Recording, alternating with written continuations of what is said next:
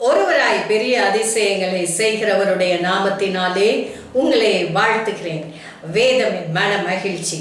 2 ராஜாக்களின் புத்தகம் 17ஆம் அதிகாரம் 16ஆம் அதிகாரத்திலே யூதாவின் ராஜாவாகிய ஆகாசை குறித்து நாம் பார்த்தோம். இன்றைக்கு 17ஆம் அதிகாரத்திலே இஸ்ரவேலிலே அடுத்த ராஜாவை குறித்து, அதாவது இஸ்ரவேலில் கடைசியா நாம் பார்த்த ராஜா பெக்கா. இப்போ ஓசையா என்கிற ராஜா பெக்காவுக்கு பின்பதாய் வருகிறார். இந்த ஓசையா ராஜாவை குறித்து, இந்த ஓசையா ராஜாவின் நாட்களில் அசிரியருடைய சிறையிருப்பு நடைபெறுகிறது. இஸ்ரவேல் ஜனங்கள் முழுவதும் ஏற்கனவே அசிரியர்கள் வந்து போய்கொண்டிருக்கிறார்கள். ஒட்டுமொத்தமாய் இஸ்ரவேலரை அவர்கள் ஒரே நாளிலே சிறைப்பிடிக்கவில்லை. கொஞ்சம் கொஞ்சமாக அவர்கள் சிறைப்பிடித்து கொண்டு போகிறதை அறிந்து கொள்ள முடிகிறது. இங்கே பாருங்கள், கர்த்தரின் பார்வைக்கு ஓசையா பொல்லாப்பானது. இஸ்ரவேலின் ராஜாக்கள் எல்லாருமே எடுத்த உடனே வாசித்து விடலாம், பொல்லாப்பானதை செய்தார்கள். இல்லாவிட்டால் பொல்லாப்பானதை செய்த ராஜானா அது இஸ்ரவேலின் ராஜா என்று புரிந்து கொள்ள முடியும். ஆனாலும் தனக்கு முன்னிருந்த இஸ்ரவேலின் ராஜாக்களை போல அவன் செய்யவில்லை. அவருடைய ஓசையாவின் நாட்களிலே அசீரியாவின் ராஜா சல்மனாசார் வருகிறார். உடனே இவர் என்ன செய்கிறார்? அவனுக்கு பகுதி கட்டி அவனை சேவிக்கிறவனாய் மாறிவிட்டார். அப்படின்னா அவங்க மொத்தமாக சிறை பிடிச்சிட்டுலாம் போக மாட்டாங்க. ஓகே, எனக்கு கப்பம் கட்டுகிறாய், நீ இங்கே இரு என்று வைத்து விட்டு போவார்கள். கொஞ்ச நாள் கப்பம் கட்டும் பொழுதே, பகுதி கட்டும் பொழுதே, இந்த ஓசையா என்ன பண்ணுகிறார்னா எகிப்து ராஜா கிட்ட கொஞ்சம் அனுப்புறாரு, உதவி கேட்டு இந்த அசீரியாட்டிருந்து வெளியே வந்துடணும் என்பது போல ஸ்தானாதிபதிகளை அனுப்புகிறார். அப்போ ஸ்தானாதிபதிகளை அனுப்பி இங்கே பேசும் பொழுது இங்கே பகுதி கட்டுறதுல கொஞ்சம் ஸ்ட்ரகிள் பண்ணுறார், கொஞ்சம் டிஸ்டர்ப் பண்ணுறார் இவர். உடனே அதை பார்க்கிறார் சல்மனாசார். பார்த்துட்டு என்ன செய்கிறாரு? ரைட்டு, 4ஆம் வசனம், அசீரியாவின் ராஜா ஓசையாவின் இடத்தில் கண்டு வித்தியாச கலக யோசனையோடு இவன் செயல்படுகிறான் என்பதை கண்டு அவனை பிடித்து கட்டி சிறைச்சாலையிலே வைத்தான். இப்போ அசீரியா ராஜா என்ன பண்றாரு? அப்படியே சமாரியா, இஸ்ரவேல் தேசம் சமாரியா பட்டணம், அதான் தலைமை பட்டணம், தலைநகரம், அதை சுற்றிலும் 3 வருஷம் முற்றுகை போட்டு விட்டார்கள். பிறகு என்ன நடக்கிறது? முற்றுகைக்கெல்லாம் பிற்பாடு அவர்கள் அந்த தேசத்தை சிறைப்பிடித்து விடுகிறார்கள். ஏன் சிறைப்பிடித்தார்கள்? தேவன் எகிப்தின் அடிமைத்தனத்திலிருந்து இவர்களை மீட்டு கொண்டு வந்து வனாந்தர பாதையில் எல்லாம் தான் நேசிக்கிறதை அவர்களுக்கு வெளிப்படுத்தி அற்புத அடையாளங்களினால் அவர்களை அதிசயிக்க பிரமிக்க செய்து கானானுக்குள் நுழைய பண்ணி கானானில் இருந்து வேற்று ஜாதியினரெல்லாம் துரத்தி இவர்களை வைத்து நியாயாதிபதிகளை அனுப்பி பிறகு ராஜா வேண்டும் என்று கேட்க அதையும் செய்து எல்லாம் செய்தார். ஆனால் அவர் கேட்டுக்கொண்டதெல்லாம், உன் தேவனாகிய கர்த்தர் ஒருவரே கர்த்தர், என்னை அன்றி உனக்கு வேறே தேவர்கள் உண்டாயிருக்க வேண்டாம், நீ அவைகளை உருவாக்கவும் நமஸ்கரிக்கவும் சேவிக்கவும் வேண்டாம் என்று சொல்லியிருந்தார். ஆனால் இந்த இஸ்ரவேல் ஜனங்கள் என்னவெல்லாம் செய்தார்கள்? எதனால் இந்த சிறையிருப்பு? நான் வாசித்து காண்பிக்கிறேன் பாருங்க.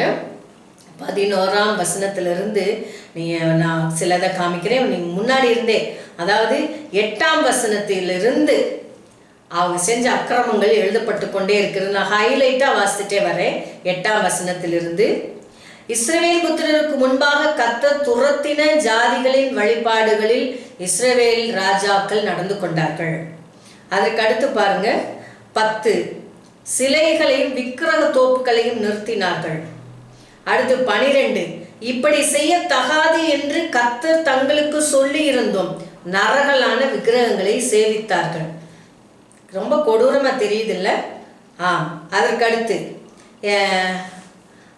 என்ன செய்யறாங்க பாருங்க. 13ஆம் வசனத்தின் கடைசி பகுதி சொல்லுது, கர்த்தர் தீர்க்கதரிசிகள் ஞானதிஷ்டிக்காரர் எல்லாரையும் கொண்டு இஸ்ரவேலுக்கும் யூதாவுக்கும் திட சாட்சியாய் எச்சரித்து கொண்டே வந்தும் அவர்கள் செவி கொடவில்லை. அது எவ்வளோ ஒரு மோசமான காரியம் இல்லை?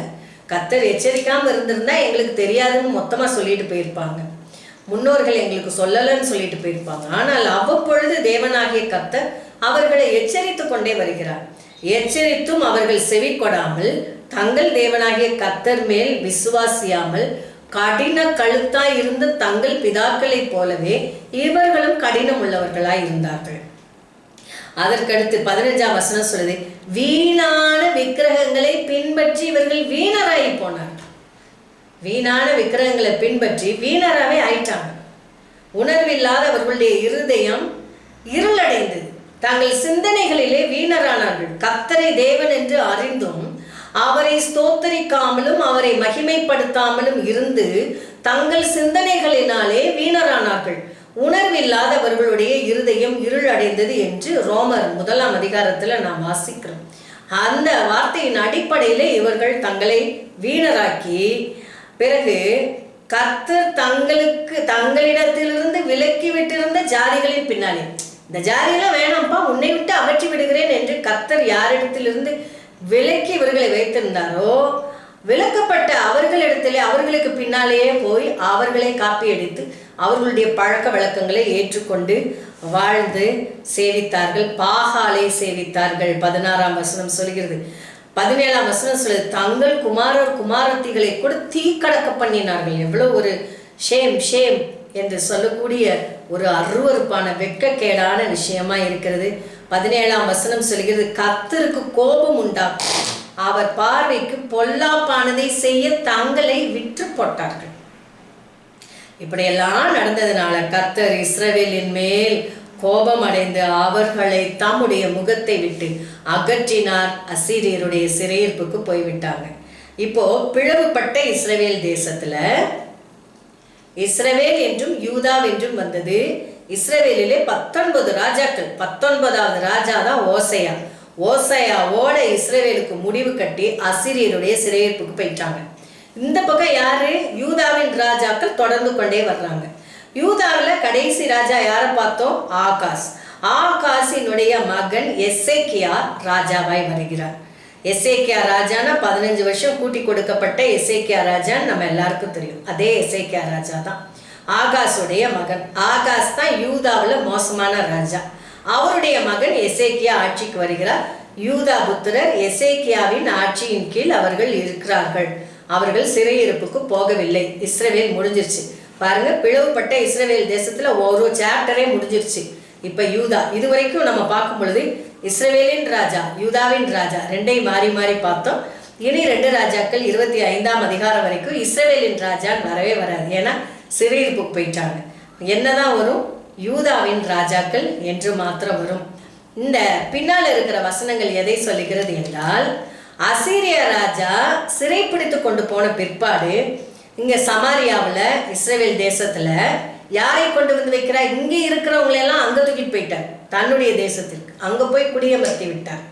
குடியமர்த்தி விட்டு எங்க குடி வச்சாரு? 6ஆம் வசனம் சொல்லுது, அசீரியா ராஜா சமாரியாவை பிடித்து இஸ்ரவேலை அசீரியாவுக்கு சிறையாக கொண்டு போய் அவர்களை கோசான் நதி ஓரமான ஆளாகிலும் ஆபோரிலும் மேதியரின் பட்டணங்களிலும் குடியேற்றினான்.